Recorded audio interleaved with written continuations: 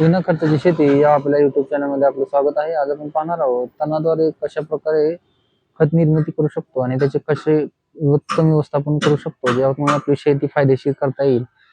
तर हा व्हिडिओ आपण शेवटपर्यंत पाहावा अशी माझी विनंती. तर आपण सर्वप्रथम जाणून घेणार आहोत, आपण पहिल्या पद्धतीमध्ये तणनाशक फवारणीद्वारे ग्लायफोसेट फवारणीद्वारे आपण तणाचा व्यवस्थापन करतो आणि दुसऱ्या पद्धतीमध्ये घास कटरद्वारे आपण गवत कापून त्याचे व्यवस्थापन करतो. या दोन्ही पद्धतीमध्ये सामूहिक फायदा पाहायला गेलं तर सर्वप्रथम याचा आपल्या जमिनीची रचना सुधारते, मातीची सुपीकता वाढते, आपल्या सेंद्रिय पदार्थांचा सेंद्रिय कर्ब वाढतो आणि जी अन्नद्रव्यांची गरज असते ती पिकास तिथे उपलब्ध होतात आणि पिकास पोषक वातावरण निर्माण होते.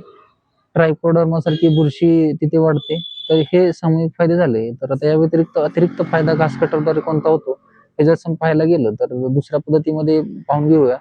तर आपण गवत कापल्यामुळे ते गवताचं तिथेच आपण आच्छादन करतो. ते आच्छादन केल्यामुळे जमिनीचा ओलावा टिकून राहतो, तशीच मातीची होणारी धूप थांबते.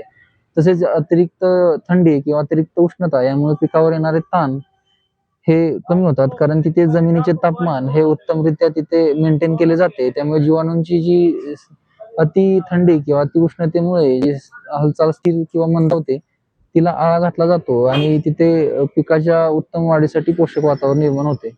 तसेच ते आच्छादन असल्यामुळे तिथे मित्र कीटकांनाही वावरण्यास उत्तम जागा राहते. त्यामुळे मित्र जे कीटक आहेत ते इतर कीटकांस खाऊन आपल्या पिकांच्या रोगांपासून संरक्षण करतात.